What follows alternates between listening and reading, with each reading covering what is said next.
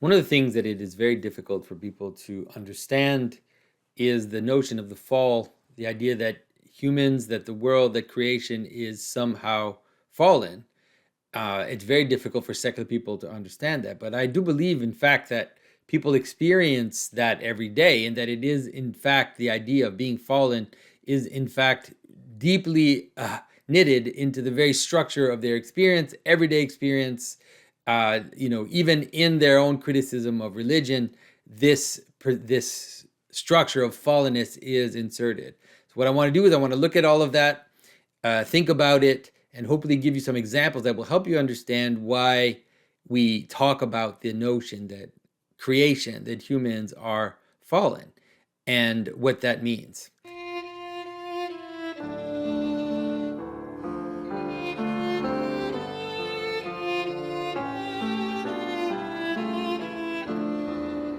This is Jonathan Pajot. Welcome to the Symbolic World.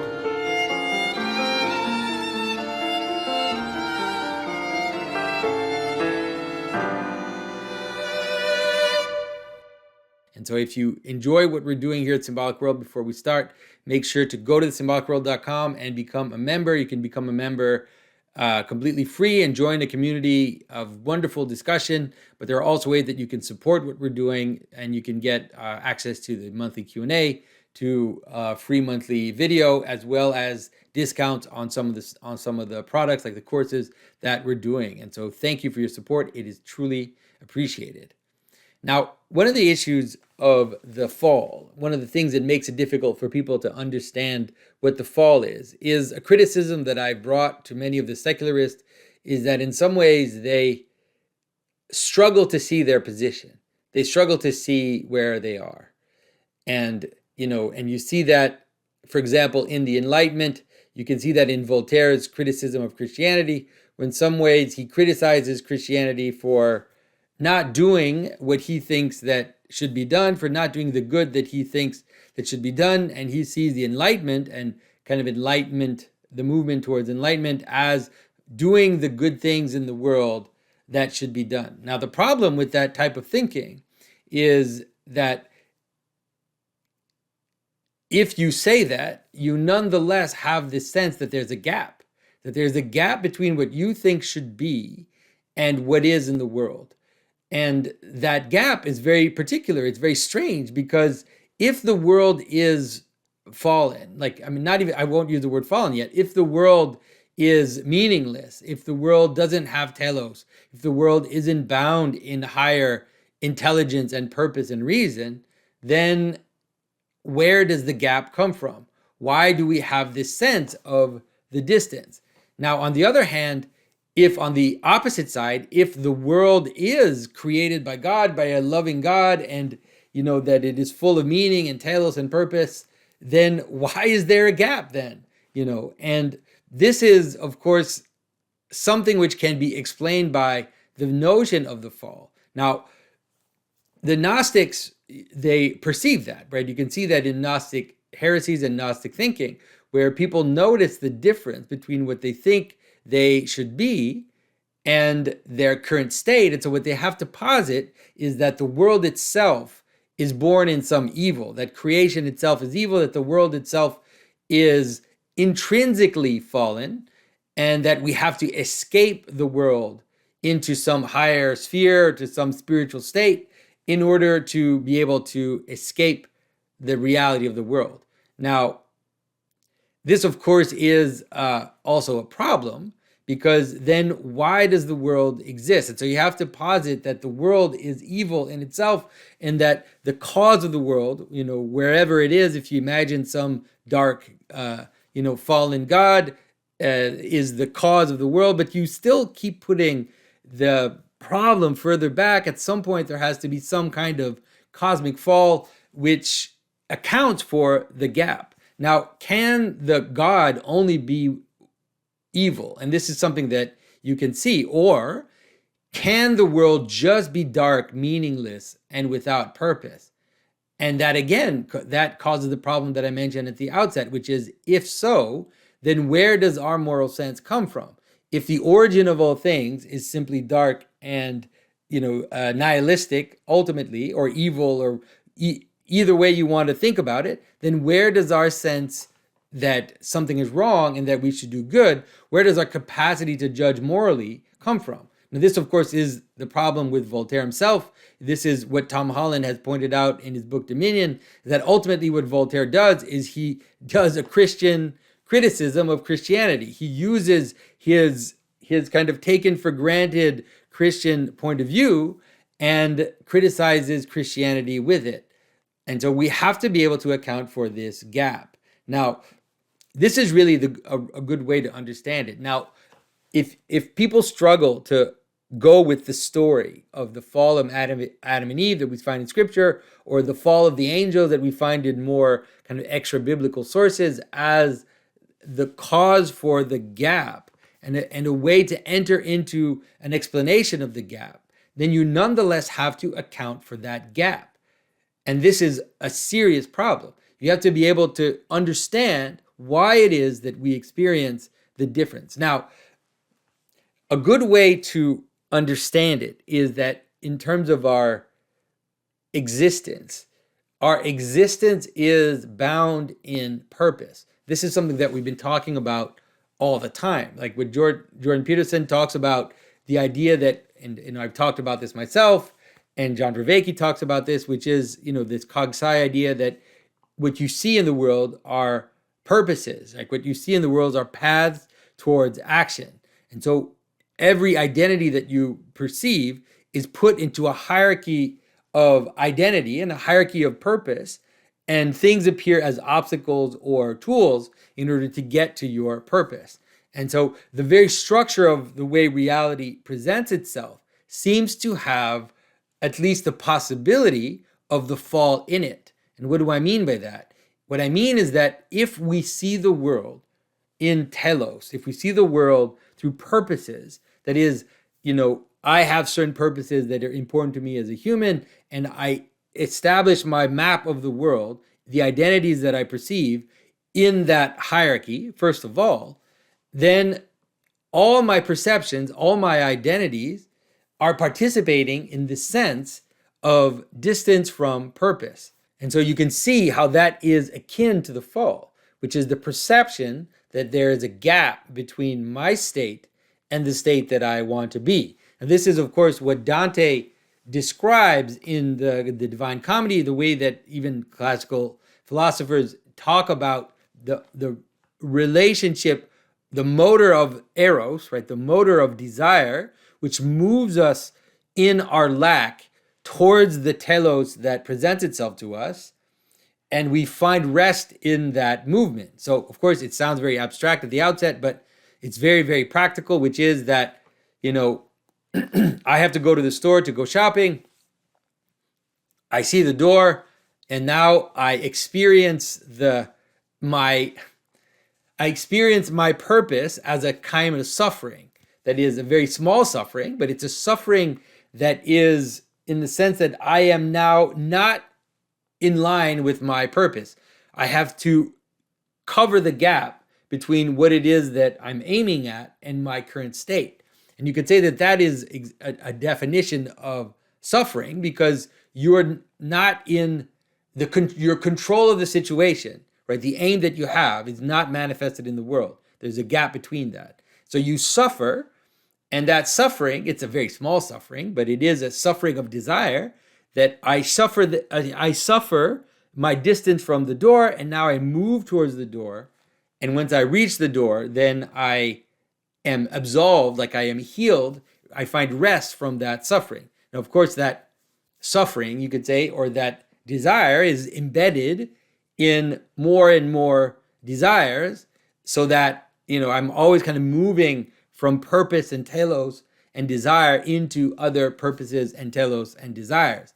And so our very perception of reality and our very engagement with reality seems to account for the gap, this distance between my state and the state that I'm looking for. Now, of course, we can see that in a proximal way, right? Which is, I need to go to the store, and then I have this little process of, let's say, covering the fall and moving towards the light, moving towards the reason, and then finding rest in that purpose. But of course, all of these are, you can also see it in a more kind of abstract way, which is, what is the purpose of my life? What is the purpose of my, the purpose of my job? Is it just to make money? But then why am I making money? If it's, if I want to have pleasure, but then that pleasure is serving what purpose exactly? There seems to be something in us which is constantly, let's say, yearning. And so you could describe it in many ways. You could talk about the God-shaped hole in the human being. And that God-shaped hole is that gap. It's the gap between the good that I perceive, even in intimation, these higher goods that I perceive, and my state of distance between the two. Now, the story of Genesis is, in my opinion, is in my perception, the best way to understand this gap, because it is to become conscious of the distance, you could say, that the knowledge of good and evil is in some ways to become conscious of your existence in a kind of duality of inside and outside, a duality of me and the purpose. There's this duality of the fact that I see the good and I identify myself in the place of bad. And now all of a sudden, I'm in this weird position where I have to cover that distance. And so it's the act of self-consciousness itself, which is related to this problem of all of a sudden seeing myself and seeing my distance to the good that I'm pursuing. And so the description of one of the facets of the description of the fall in Genesis is related to a very desire to explain that distance within us, and to make it, and to help people understand that it's related to self-consciousness, it's related to duality, it's related to the perception of good, purpose, telos, reason, and bad, which is distance, sinfulness, the missing the mark, being far from the mark, being far from the thing that I'm aiming at, right? It's the distance between the two. And this is, of course, exactly described in Genesis. Now, the question is, how do you cover the gap? And this is, of course, what Christ comes to show us, but it's not a very pleasant one, at least at the outset. It doesn't seem very pleasant, is that in some ways we have to say yes to the dying. We have to say yes to the state of death that we're in. Yes, in the sense that we have to die on purpose instead of dying on accident. We have to sacrifice everything towards the aim that we have, and that in that sacrifice, the suffering will become more than suffering. It will be a kind of attractor, a kind of thing that sucks us into the good that we're aiming at. And we will find a type of joy in the suffering, not a kind of masochism, not an enjoying of the suffering, but a joy in knowing that we suffer in order to come closer to the purpose that we're aiming at.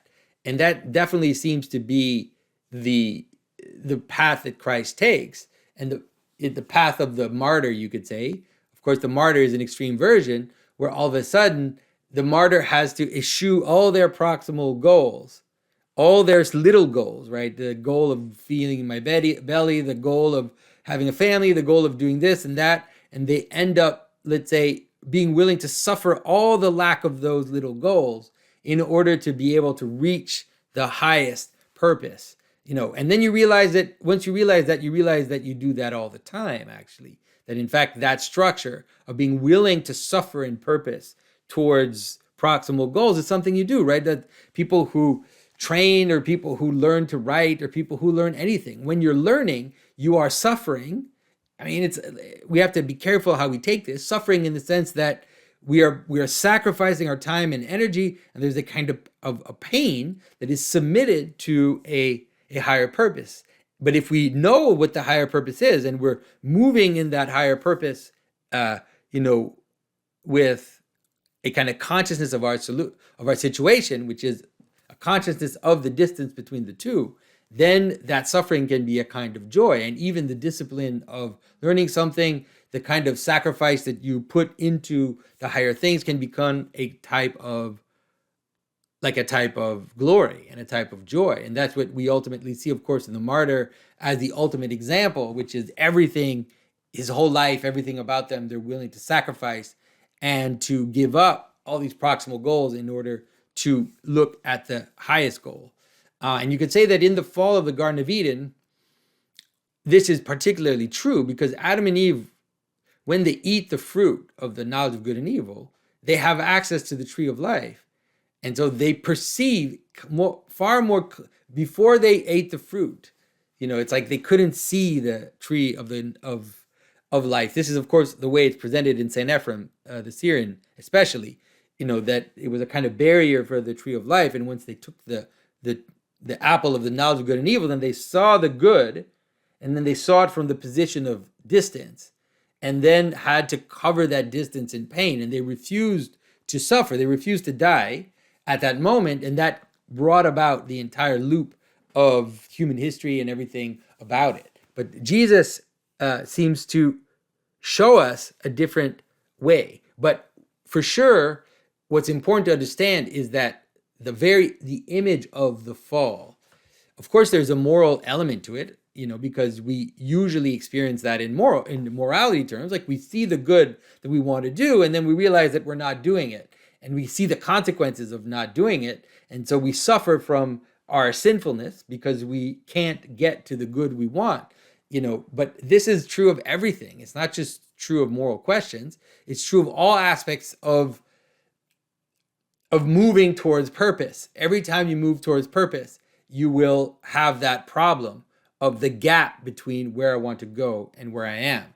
And no matter how much of a secularist you are, even if you refuse to accept the story version, the mythological imagery, and the image of the falling of the angels because of pride, the image of the taking of the fruit for oneself, you still have to be able to account for that. And then that causes a problem, because usually what happens when people don't try to account for it is they end up being a kind of critic of religion, critic of Christianity, a critic of the religious aspect or a more moralistic aspect of the world, while ignoring their own position, not knowing that they are unconsciously perceiving that good that's calling them, and they're using the light of that good to criticize the failures of the current models. But then they don't try to account for that, and they don't try to make it part of their worldview, and they don't have a way to make it part of their worldview. Because if we're just a bunch of random, whatever particles hitting each other, and there is no sense that there is a structural relationship between our state and what we're perceiving as being good, then we're deluding ourselves. And so I know this was a little difficult, but I've been thinking about this for a long time. So please tell me if this is clear in the comment section. I would love to see what your thoughts are, because I'm trying to refine this argument, obviously, and then hopefully, if there are ways to improve what I'm saying, I will try to take another pass at this and try to get it even clearer and better. But I'm really on the edge of my thinking with this. This is really kind of pushing my thinking as hard as I can, and as much to the edge as what I can. And so I thank you for your attention. I thank you for your support, and I will talk to all of you very soon. Bye-bye.